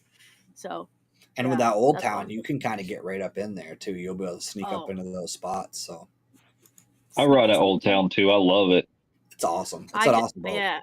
I made the mistake of buying an inexpensive kayak from a company, and it was dented and it had a hole in it when it got to me. So I had to drive to Missouri to swap it out because they weren't going to take it. And I went, no, take it back, and I want an Old Town. So yeah, I messed around in a field and stream for a little bit. My dad had a Pelican sit on top. Mm-hmm. Most terrifying kayak you'll ever sit in your life. I was afraid to move in mine. Dude, and I'm like, so I'm going to give you an example of what it's like fishing in that thing. It's like this. Yeah. like every movement, you feel like you're going in. Like I will tell you though, if you want abs of steel, that is the kayak to buy because you are going to be ripped when you get off the water because every movement gives you that like I'm falling in the water feeling. So that's actually how my kayak and like my whole channel started. From my mom wanted to exercise, so she got a sit-in kayak, and she convinced my dad to buy a sit-on top because my dad loves fishing. And she's like, "Oh, you could go fishing while I paddle around." So dad bought a sit-on top Pelican, and that thing, dude, oh my god, it was terrifying. And then eventually I upgraded. I mean, I didn't even upgrade. I got a freaking like Sun Dolphin. I started in one of those Sun Dolphin Phoenix Walmart. It's like a 10-foot kayak. The only reason I upgraded, honestly, I had a lot of fun with that kayak. I actually sold it to a guy who I still see fishing out of it. It's like every once in a while, I'll pull on the ramp. He's like, "Hey," and I'm like, "Dude, you're still using that thing?" Like, but what I found out was, I at the time was like almost 300 pounds in a kayak that was rated for 200 pounds with 8 rods, 3,700 boxes, and like I was to honestly, to Sun Dolphin's credit, I was doubling the capacity of that boat out in the middle of Lake Champlain in 200 feet of water, and it was fine. I mean, granted, I did notice that mine drafted a lot lower than my dad's. I was like, got like that much freeboard, man. Yeah, I was like literally like, I mean, it was super stable because I was so low in the water that the thing couldn't tip over. But I ended up seeing a video from Rudd, and he was talking about that Old Town that he had, the one that actually had the Minn Kota, the original Minn Kota motor in it. And he was like, "Oh, the weight capacity is 500 pounds, which is great." And I went, wait. My $200 Walmart kayak, your $2,000 kayak has a 500-pound rating. What's my 200? I didn't know I was overweight. So then I started looking up the specs, and I go, "Oh, I probably shouldn't be a mile offshore in the middle of one of the roughest lakes in the area." And Janelle's Fish Champlain, it's one of those lakes where it's like you get up in the morning and there's no wind and it's a nice calm day and it's smooth glass. And in 20 minutes, you're in 4-foot rollers holding on to your butt trying to figure out how you're going to get to shore and not die. You have that little time. It's because what it is it's a river that flows north. So it's a lake, but it's by definition a river that has current that flows. The wind always seems to come out of the north. So then what happens is the current hits against the wind, and it creates this like epic set of storms and rollers, and it makes the washboard deal. So it's never like a nice swell. It's like 17 directions of chop. Yeah. So in a little kayak, you're just like trying to figure out how you're going to survive, and it's just not I've fun. seen a boat get flipped, like tied to the dock, flipped, like filled, rolled under the dock, and all the guys' stuff was just floating down Champlain. Yeah. That trip, we fished 2 days out of 7 days because it was unfishable. Champlain's one of those places that you book a 10-day trip to plan to fish 5. Yeah, but I love it. Because there's going to be a storm. Like, I mean, literally, Bassmasters cancels tournaments on Champlain. Yeah.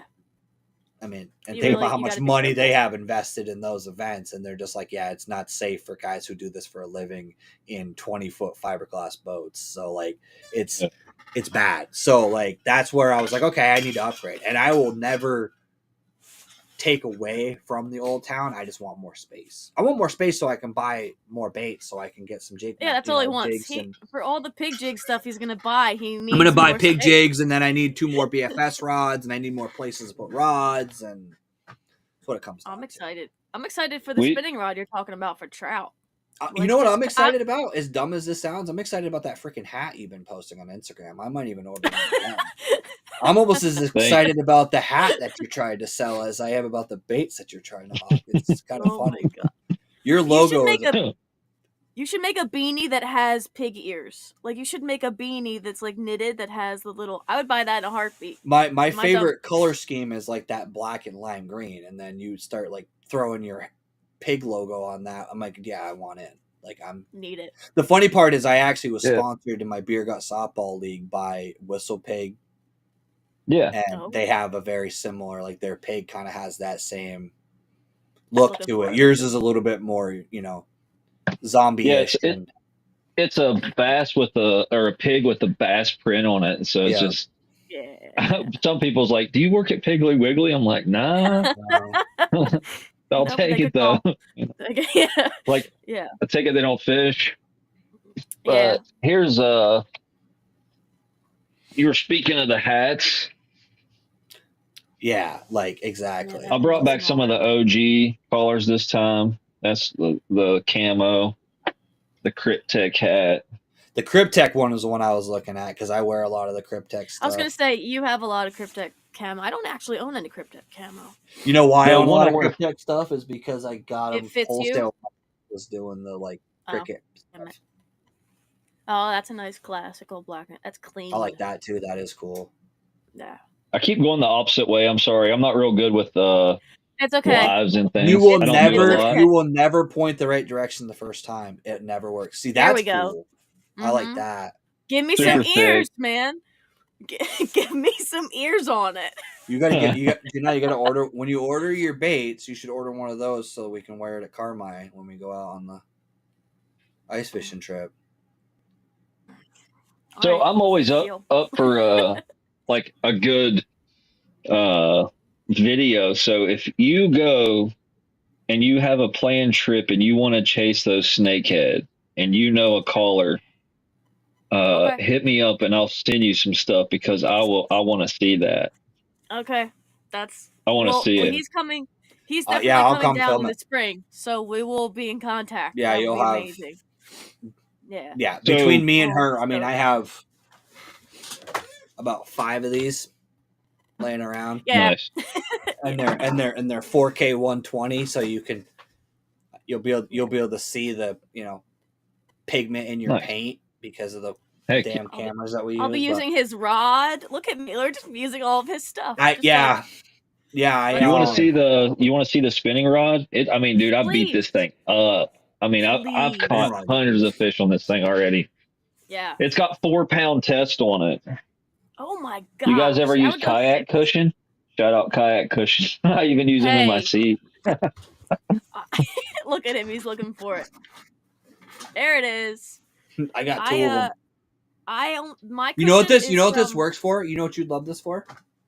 What? I found a use for these that I never thought I would use it for. Is in my What? freaking truck seat for long Oh. drives. Okay. I Really? actually put this on my truck seat for like the 3-hour drives because truck seats are uncomfortable as hell. And these actually good for hunting too. When you use them on a tree Oh. stand, these are actually really good on tree stands too. All right. I use You'll mine on stop my tree selling stand. me. Yeah, I bought 2 of them. Oh my because god, I need it. I need it in my life. That's a Wow. gorgeous rod. Yeah. That is crazy thin too. I like that though. That is cool. Mike, when we get together in the summer, it's Pig Jigs Smallmouth Challenge. I'm down. Let's do it. Yeah. Like I said, FX No, doesn't that's have amazing. a BFS line, so that technically gives me the free pass to. Bobby's been trying to convince me of it since last winter, and I've been thinking. I mean, What like would all you recommend species, for a so- reel for a BFS setup? Ooh, Have you that's a found good anything question. that's like? Yes. So that one is I mean, it's a tender shoot. I love it, but if you're not more into the round bells and stuff, I would go. And Bobby's going to say this too, or if you ask say the him. dark- Which one? That I have it in my phone. I've had this saved for a year. Yeah. Dark Wolf. Dark reel Wolf from Ultra. Bobby's. Yep. All I- right. I think there's a couple other, companies out there that are very similar, but it's the one that I tried. Right. After I gave it a chance the first time, I heard such good things about it. I tried it, and 1/16 is its sweet spot, for my opinion. Like, you can cast lighter stuff with it, and I have 6-pound braid, and I use a 4-pound leader when I go, but That's 1/16 is enjoyable to actually fish it all day. You're not worrying about the backlashes, every 10 cast trying to cast something. If I go 1/32, I'm just going to grab that ultralight behind me Yeah, and exactly. not worry about it. Right. So I'm gonna put you on the spot, and you can choose not to answer. when you go retail on the rods, what are you looking at for a price point, or have you gotten that far yet with that?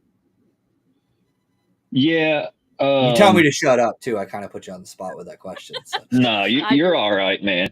I will say this: if you look into custom rods, they are super expensive. Mhm. You know, They're not cheap, and with they're all not the cheap to stuff. make. You're not. It's not like you're making them in on them either. It's Right. markup on them We're a not lot. making 100 at a time, but our goal, I'm not going to give a price Fair enough. Good job. until we go, but I will say this: we designed and tested it for people that can actually afford to want a custom rod that would never be able to get it in their hands.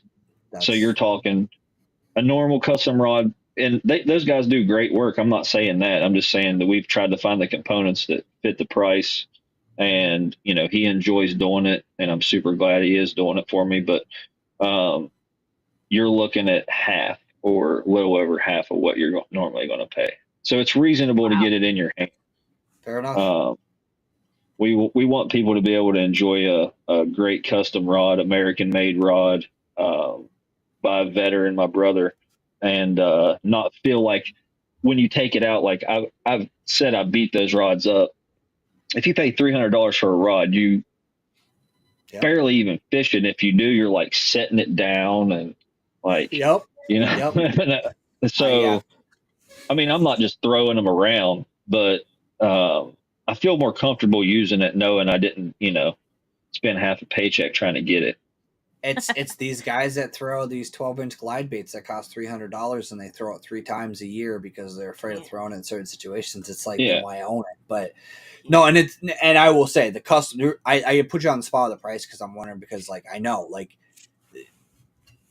FX, they're production rods. They're not really truly custom anymore. They are producing them now. Granted, they're designed, and I can go. Matter of fact, if you guys watch the episode on the 26th, I'm doing an entire rod episode before I go to the trade show. But not only are custom rods the components and everything, but then BFS has its own little flair to it because you have to have enough strength to fight a fish, but enough sensitivity, and you have to be able to cast. It's not easy designing a rod to cast a 1/16 ounce bait.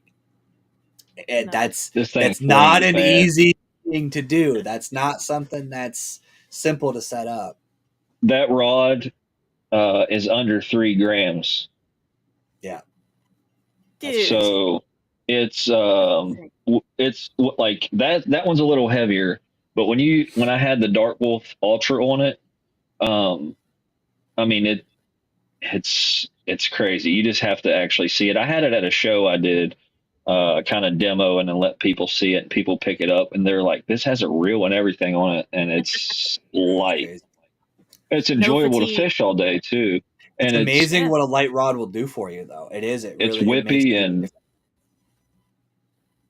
but yeah, I stand behind him 100%. And the guys in the group that have them already, they're absolutely loving them, and we look forward to getting them out to people and just making people happy and seeing them catch fish on things. That's the idea of it, just want people to get outside and enjoy the outdoors. And there's a place, like you were talking about the 12-inch glide bait. There's a place for that, but where I live, there's really not that much a place for it. So we kind of hone it down. We're on the opposite end of the spectrum here in West Virginia. But we just enjoy putting out good products and hoping everybody's enjoying using them as much as we like making them. So, well, and the other thing too is like, and this is what's again kind of got me thinking about the BFS stuff is, like you said, there is a specific 12-inch glide bait bite. There is a specific 6-inch glide bait bite. Mm-hmm. To be fair, though, there's kind of always a 1/16 ounce jig bite. That's true. I tell you what, man, it's more versatile throughout the whole year. Go right now. Go online. I ask any of you, go look at a Wisconsin ice fishing video. Tell me what they're using. Yeah. And that's a micro jig. It's called an ice fishing jig, but guess what? It's a micro jig. It's the same freaking bait. So, and the thing is, they'll work in the summertime when the fish get finicky because it's small, it's downsized, and it's finessey. and it looks more natural. In the cold water, they're downsize what they're eating because the fish that they're eating are smaller, so they'll eat it. It's literally probably one of the few baits that will work all year because of its size. So like you actually kind of get more versatility out of a BFS setup than you would a swim bait rod, because you're not going to use a swim bait rod when the water temp's 40. Right. Yeah. I don't have, like, I got into it so much too, because I stay, I'm an engineer at my full time job. And then I just, I got this room downstairs in my basement, and it keeps me busy a lot. Like today, I was pouring heads, trying to get everything poured up before I leave. I'm releasing a new product here on Monday. And when I get a chance to go out, I just want to enjoy being outside, relax, and catch fish. Like, uh, doesn't matter to me. I love catching smallmouth. I love catching trout because that's the state I live in. They kind of thrive on those two species. Um, but I'm just as happy catching 20 bluegill and crappie on a ultralight 4 pound test on a 1/32 ounce jig all day. It just it's fun. It's nice, and that's, you were talking about how we do the bigger stuff. That's actually how I get my patterns and stuff. Like, um, I'll go to a place and I'll test these little jigs, and that's kind of how I got started too. So I could, when I go to do my swim jigs, like my poison tails and things like that, um, I can hone in on that picture. Like I have it in my hand. I'm not on the internet. I'm literally deciphering between the 3 and 4 bluegill that are in this water, and we're making one, like as close as we can. Right. So you don't have to have a swim jig for this color, that color. It's all right there in front of you. Yep. No, and that's the coolest thing about it. So I have decided, by the way, Oh boy. I made a decision for you. So when Let's you hear it. are ready to release your rods and they're actually out and available in retail, we'll definitely have you back on, and we can maybe have you talk about them, and we can push them then and show them to everybody at that point. Once you're, ready to promote them again, I would love to get, you definitely have, I mean, not that we need to end it right now either. Just wanted to throw that out there. I like trying to help small guys push their stuff out, and I know how hard it is to get the word out, and it's fun to me. Like this isn't a career for me. I mean, again, if the right person starts sending me checks, it could be a career for me, but it's not why I do it. I do it because the content side mixes with the fishing side for me, and it's like you could take a bad day of fishing, but I could still make a cool video. You know, and that's something that it's kind of like with you, like you're having a bad day bass fishing, but then you just say, screw it, I'm going to go hammer on some crappie for an hour and a half. It still gives you that release that you need. And that's why we do it. Right. So same thing with the content for me. Like a lot of the educational content that you see on my channel was because just know when you guys watch my channel and I go, hey guys, we're going to talk about this technique today. That's because I just spent 6 hours beating my head against the wall, not catching a damn thing. And I'm like, you know what? I'm going to go make a video. So I'm like, you know what? Screw it. There's pads here. Let's make a video about frogs, because I sucked that day. That's probably why that educational video exists, because I wanted to make the content. It's the same thing with like what you're saying is like, there is times where I've been like, screw it, let's just go see if I can find some crappie or some bluegill, or see if I can catch a jumbo perch, because the bass are just not having it. So screw it, I'm going to go do that. Bobby was like, have you ever thought about like just not I don't know bringing why you don't everything do out on the boat? And I said, Bobby, I want to catch fish. I don't care what kind of fish it is. I just want to catch fish. So I start off with my light gear for any panfish or pickerel or whatever, and I work my way up. So I always have everything ready to go. If I want a crappie bite and they're like 8-inch crappie, but that's my day, then I'm happy doing that. So I want to be. I used to be elitist. I will admit, I used to be elitist and was like, I don't even want to mess with. Like the thing is, I'm spoiled too. So I have a lake next to my house that has crappie, it has bullhead, it has perch, everything in it, but it also has 5 and 6 and sometimes into 7 pound largemouth brag that I can catch out of the same day. Like I can throw a Kitech and pull a crappie and a pike, and I could pull a 40-inch pike, a 7-inch or 7-pound largemouth, and a 10-inch bluegill out of the same spot. It's just how this area breaks down. So I've gotten spoiled. So I ended up like trying to like do the like head hunt, trophy hunt fish. But then I started doing Bobby's multi-species tournaments, and I was like, it's funny is you'll never get more pissed off. That tournament creates more aggravation for me. It is the funniest tournament ever because you'll never get so mad because you can't catch a fucking perch in your life. Yeah. Because when you're trying, they won't bite for some reason.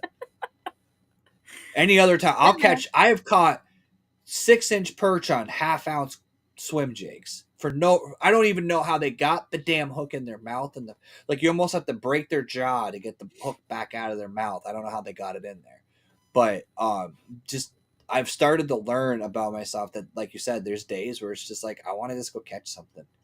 I want to just, and that's definitely what I want to start really focusing on next year. Is like if I'm having a bad day of bass fishing, just because crappie elude me. Like I've never caught a crappie on purpose. Really? What? Never caught one up. I've never caught one on purpose. It's always been like catching. It's actually usually on something like it's a jig head. It's like what it's literally like that head. I'll throw that with like a small Kitech, but it's because I'm downsizing trying to catch bass, and crappie will eat that stuff up. So anytime like you see a treetop sticking out of the water, there's crappie in it. If they're in the water, they're probably in there. I don't know what depth they're, like. Right. But yeah, I love targeting the crappie. That's actually why the bass get so big in the lake I'm in, is because that's one of their main there's huge crappie schools in there. And I know the bass were eating them because I've definitely caught bass where they've puked them up, but so I just got to learn how to fish for them. And that forward-facing sonar is going to help me too. Definitely, I'll be able to see the school. So when I was younger, I had 2 older gentlemen, probably my grandfather's age at this point, So, I was out fishing, and I just kept seeing them catch crappie after crappie, and I was like, man, one of these days I'm going to ask these guys, because a lot of people, they're not going to tell you what they're catching all their fish on. Some people do and some people don't. So they taught me the float method. Okay. So basically you're running a bobber and you're running some type of, they like the Blakemore Roadrunners, like some type of spinner or something. So when you would drag the bobber, you're not reeling it, you're dragging it kind of back and letting the bait catch it. And then you reel up your slack, and then you drag the bobber back, a foot, and then reel up your slack. And that's kind of how I got started. And now I'm more into the crappie jigs, the spins, smaller spinner baits and things like that. But it got me started. And once you find one, it's not really saying that they're there. But if you catch a second one, you found them. Yeah, and that's what I said. Anytime I've caught him, it's been like I've been just bass fishing, right? But I'm usually I'm throwing like a Ned, or I'm throwing a freaking small size Kitech trying to get a bite, and then like you said, I'll get a bite, and then I'll pull it in. I'm like, oh, crappie, cool, throw it back, and then bite, crappie, oh, cool, throw it back. Like crappie. Then it becomes like a vicious cycle. Yeah, I got one of those in my cart right now, just so you know. That's a little sherbert. Now, do crappie like more bright colors? Do you find? Like I've noticed, like crappie baits tend to always be like chartreuse or colors. Pinks, they just yes. I like pink and chartreuse. I like black and chartreuse, and I like the old classic. We've got one called Pig's Milk, but the Monkey's Milk. So it kind of got like a dark, a bright, and a light, and that's generally what I fish. Makes sense. But I've been having a lot of luck with these right here. My buddy makes a little 2-inch swim bait, black diamond.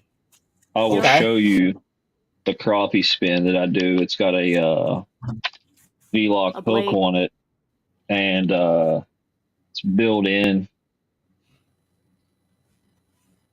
Yeah. Those are cool. Blade. It's also in my cart right now. I was gonna say I gotta that. stop. I gotta yeah. stop, dude. Like, I just want to throw that down an ice hole right now and just. I was gonna do a say, little- actually, that would probably work really good. It's in jigging my them cart. ice. It's right there. I got what? Oh no, I got it in white. Jigging Oh, that no. through the ice would definitely have a. This was just like a limited collar we did because it has. You can see on the website it's actually under the crappie spin limited, and it has any collar that you probably have in a soft plastic for crappie is in this head, so you can just grab it. If like I've learned to not change maybe so much like the spin itself, but just the trailer and do really well. Sometimes they want the white, sometimes they like that chartreuse, sometimes they eat pink like crazy, but Yeah, see that thing would be deadly in this dude. That hook too, like that looks like a pretty solid hook. Like I don't want to say BFS hooks are cheap, but they're usually like a thin wire. That looks like it's got a pretty good like strength to it, at least. yeah, it's you shouldn't bend it out on crappie, especially if you got the drag set. no. It's a little beefier than our micro jigs, but I was able to catch several big bass, and these are only size 6 hooks on these jigs. Wow. On these little micro jigs. Wow. Yeah, that's a tiny hook. Yeah. But that's playing drag and everything too, just to the fullest. I think that's why it's so much fun. It's like a little, but yeah, I've had a lot of success on these since I brought them out here a few months ago. Obviously, I was testing them, but they paired up with that little black diamond. That thing has so much action. I'll swim it, kill it, and just watch the tail go, and then I'll pull it again, and then just let it fall, and it just See, that right there is a perfect example of like the forward-facing sonar thing that I'm looking to get into. That would you cast it out to a school, you work it, you let it sit, it's gonna work its way through the column. That's gonna be a very little. His wheels are spinning. Mine are spinning. No. There's I will end up. I have to save for the kayak, but after this weekend or after the last weekend of January, if they don't have any at the show, I'm gonna end up. Tell them I need some perch patterns. It's possible I'll end up with a BFS setup for sure.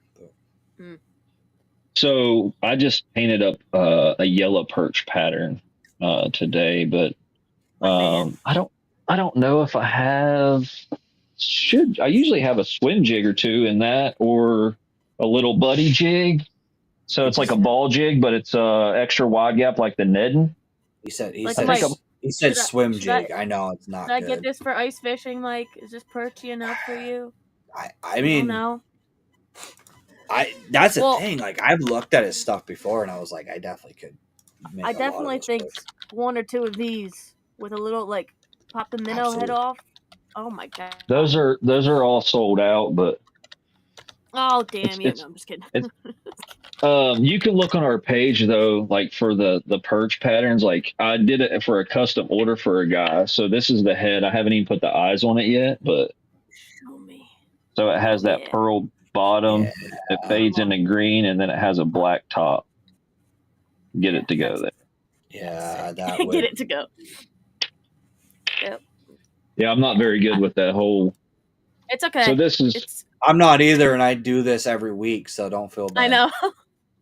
So that's like some of it, and then I pair it with like a pearl, and then I add this into it too. You can see it on the Instagram page, but I tip it with that orange and stuff. Oh no, I'm definitely. I mean, after watching Bobby catch that huge smallie on that like bladed jigs that you have, and then on top of it, I'm gonna get swim jigs are like my thing. Like that's my bread and butter. That's what I catch a lot of my. Like I've won a bunch of I've won a lot of money on the swim jig alone, and it's just because it's the versatility of it. Because a swim jig is a jig, so I can still fish it like a jig. I can drag it on the bottom. I can swim it. I can do a lot with it. And like I said, I've looked at your swim jigs already, and I was like, I definitely. It's the colors too. Like that's the other thing is like I can get colors that, like, there's too many of the same generic color patterns that everybody does, in my opinion. And I'm all about like that's actually why like Pete Stoneman that's in the chat, like custom bait makers, the thing about it is you can't buy that at the local retail store. So if it is a slight variation, even if it's similar to another color, but it's have a slight variation, mine's different than yours. Those bass see that same Strike King jig 20 times a day, but they don't see that same Pig Jigs jig color or head or Right. size. And that's what really, in my mind, sometimes gets into that granular detail of when you get to a highly pressured lake. Sometimes it's just that tiny variation of color is what means I catch versus you don't. So that's Right, why like- I get into like small companies that make their own stuff. And honestly, I would much rather support Small you company. and buy jigs from you than Strike King, because Strike King doesn't need my money. They're going to be Yeah, fine. there's a lot. There's a lot So- of great like jig makers, small guys like myself out there, and they hone their craft. And what's awesome is your interaction, not just me alone, but the other ones. A lot of times you got communication with them. So say they have a certain color, but you need less yellow, you need more orange. Yep. And that's the difference. And that's when you start honing in on catches and really dialing in your craft is when, I think that's why it's such an advantage, because if you buy one off the shelf, you really can't say I need more chartreuse in this and just add it other than, Yep. a color. But You go in Do you there, get do you get a lot of guys calling you and be like, I want like 7 strands of green and 2 strands of I know like I get it, but I mean sometimes That'd I'm be me. like it's real detail oriented sometimes. Like That would be me. I've talked to like spinnerbait guys are like that. They're like, I only like 7 strand skirts, and I'm like, Oh, for God's sake! wow. Like All right. so this is something I'm doing for this drop too. I just recently changed everything over to my poison tail to straight bait fish collars. okay, So yep. it's all that way. I've released 2 collars, and they have just been crushing it down in Florida with these collars. And it's the Fry Chaser, and it's the American Shad collar. So Okay. for this drop, I'm only going to have a limited supply of them, but I'm actually releasing some full size spinner baits on the website the first time ever. Man. And these are some of the collar patterns that'll go on there, Oh yeah. or go the wrong way again. That's okay. It's yeah, they're nice. They're gnarly. I like that. I like That is that. I like cool. a top one too. Yeah. This is like you were talking about, like that L Life collar or whatever. Yep. Mm-hmm. Like I was painting. These are all custom Yep. orders for a guy out of New York. That's he's probably fishing Champlain. It's probably what he's Probably. doing with them. Yeah, they that's one of the like big invasives up here that like the fish. Honestly, there's a big like conspiracy theory that gobies are already there too. Mm. They're saying the same because Champlain flows into the St. Lawrence, and the gobies have been supposedly spotted down by me. And there's such as like, it's funny because there's a lot of like trout fishermen that are panicking because the gobies eat the trout eggs. And the trout doesn't have trout around here don't have a natural spawn anymore. It's dead. Like any trout that are here are stocked. It's the only lake that Yeah. really has natural spawn is Champlain, and it's pretty much just lake trout. Now there is still brookies like up in the mountains and stuff like that. You got to go way up. But it's brookies, but it's brookies. It's not, you're not getting the big ones. You're getting just the little ones that live in like 6 inches of water that you have to fly fish for because you're not getting them with maybe BFS gear. You might be able to work it out, but Throw a little jig in there. But a lot of the stocking, a lot of the trout here is stock only, and then what is naturally spawning, they're worried that the gobies are going to come in and wipe out eggs and start eating all that stuff up. But as a bass fisherman, I'm like, bring the gobies. I've seen what the gobies have done to the St. Lawrence and St. Clair and some of these other lakes where you're starting to catch these stupid football smallmouth that just gorge on gobies all day long. So I'm like, okay. Lots of goby baits have been released as of late too. I've noticed. Like plastics. Yep. Yeah. Isn't that funny how they just show up randomly? Yeah. Like, yeah. You're like, I guess that's a thing. And the funny part about it too is the ironic part about it is what I didn't know. I did a little research on it because I I basically only have Facebook to troll people, so I actually do research when I argue with people on Facebook just so I can sound intelligible. So apparently, one of the big major problems in Champlain is zebra mussels, and apparently gobies eat zebra mussels. Really? Oh, I'm all Apparently, about their it then. main forage is they will literally attack the mussels and raise them off the bottom and smash them on the rocks, and then eat the zebra mussels out of the shells. Like they actually, in some places, have completely eradicated the zebra mussel population. So I wouldn't be heartbroken about not cutting my feet every time I walk along the shores of Champlain without wearing like steel toe boots. And That's fair. again, it's like Yeah. they're like bass skittles, and they eat them like by the handful. Yeah. So I would be okay with it. But I live in a state where like trout are, man, it's something. I'm actually supposed to be go to a council meeting here this month or next month. We're going to donate like line because so many people come to our area once they stock the lake, they just throw their line everywhere. So we're going to go donate some of those, and I'm going to try to organize a cleanup after the fact.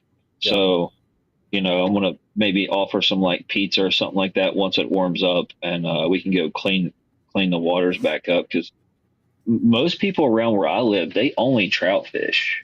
Like, so what's funny is I'm from Vermont, right? Everybody that bass No, you've fishes, only mentioned it every opportunity. everybody that bass fishes, they would assume that Vermont is bass. It's not. Tackle stores sell trout stuff. Everything is fly fishing and trout up here. Yeah. It's very, very. Don't get me wrong. Yes, there is bass boats everywhere on Champlain, but everywhere else throughout the state, it's all about trout. And like you'll literally go to tackle stores that won't have bass baits at all. so But it's because we have so companies like Orvis and all that here that do the fly fishing yeah. stuff that push it from that side. What would you like to see some baits that are going to be coming out soon, maybe for that spectrum? Sure, absolutely. I haven't Why put a are you- lot. Why are you asking? Oh yeah, Of course it absolutely. is. Show 'em. Okay, I'm an inline spinner girl. We're gonna make So this this even is better. We're gonna get him so even bigger. this is woolly spin. So it's Mhm. 1/10 of an ounce, and it's got a size 6 hook on it. No treble, so you don't got to worry about catch and release if you want. Don't got to worry about getting your fingers in it, and it's all hand tied. This will be coming out really, really soon. The big thing that's releasing Monday is this is for all species, but a lot of trout influence.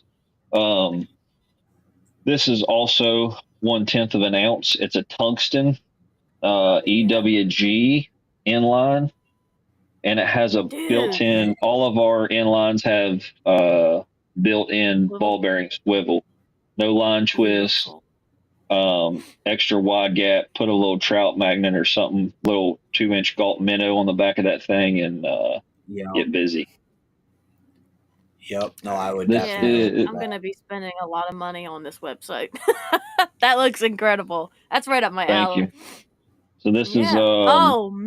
Yep. this is a bluegill, like a bluegill / whatever bait fish. It's got natural stone bead in it, so it's a natural that color would get. I stud. have a lake by me that would get destroyed on, for sure. This one is 1/10 of an ounce too. I try to keep all the first ones I release like around the same weight. Yeah. And those two were last two I showed I'm going to be putting those on the website. A lot of people are looking forward to that EWG just because you don't see it, and it's a Yeah. tungsten. But an EWG this is is a cool idea for that because I've played around with like different trailers, but it doesn't. Those will get caught and stuff for sure. Yeah. That is cool. I like that. I actually like that. That's like a it's fluorescent. got that pink. I'm loving Yeah. this. Yeah, with the natural color, and you can't hardly see it in these, but they've got just a hint of crystal flash on the back, just that eye catch toward the hook. I Yep. love that. I miss. So- I don't like. I want to see that more on spinners. Is that red? Yeah. So this is red, It's got a little bit more crystal flash. I tend to see when they're hitting the red, they're really going after stuff.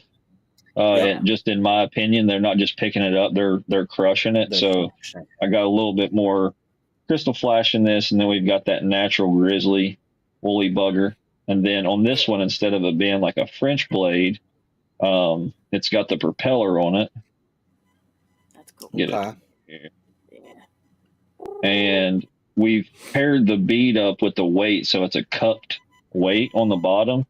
So when you stop it, it has a glass bead, so you can hear it. It's got that clank to it. Yep.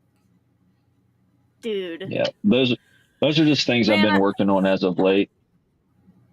I gotta say, I'm liking what you're putting together. You've got some really great stuff here. You really do. So I keep doing appreciate what it. you're Thank doing. you. Yes, sir. Oh, and also thank your brother for his service. Sorry, that just came back into my brain. You said he was a vet. Is he retired or is he in active duty? He's out now. Yeah, he's out. Okay. Thank him for his service when you get a chance. Yeah, I'm sure he'll appreciate that the fullest.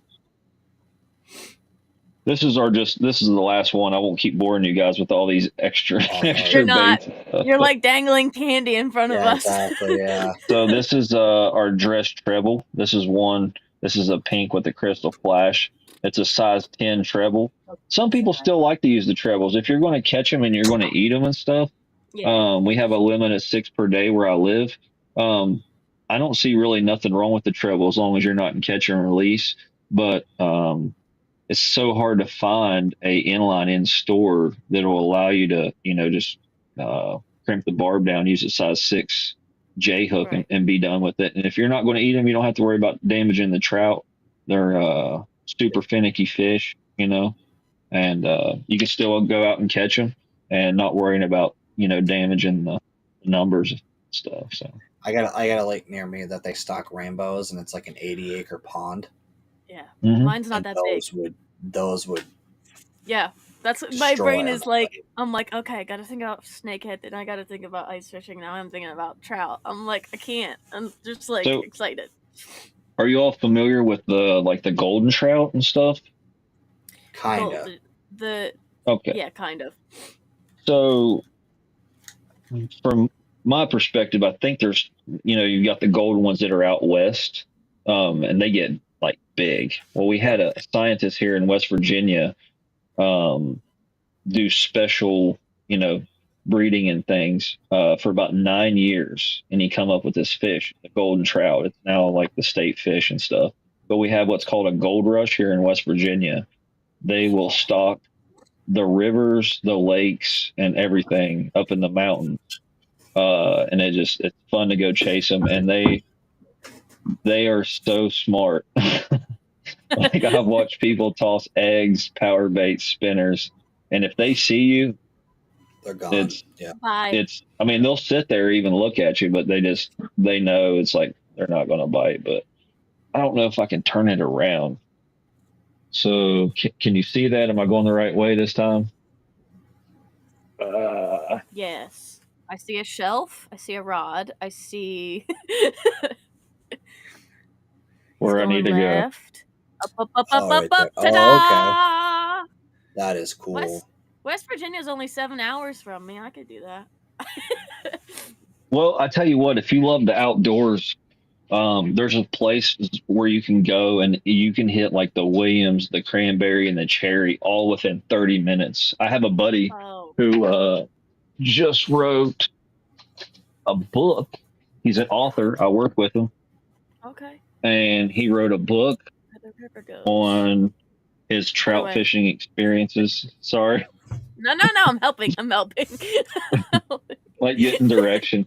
But yeah, he fishes those waters all the time, and it's not a high class destination. They have a nice resort there, but if you're ever interested in trout fishing and whatnot, that's definitely a spot to go. You can hit 3 different waterways within an hour drive, depending on the roads and stuff. But it's good. It's consider the golden trout on my bucket list now. So that was the first one I caught. Oh yeah, That's a good It's one. been years ago, but yeah, it wasn't bad. No. Is it the That's same as a cool. thunder trout, or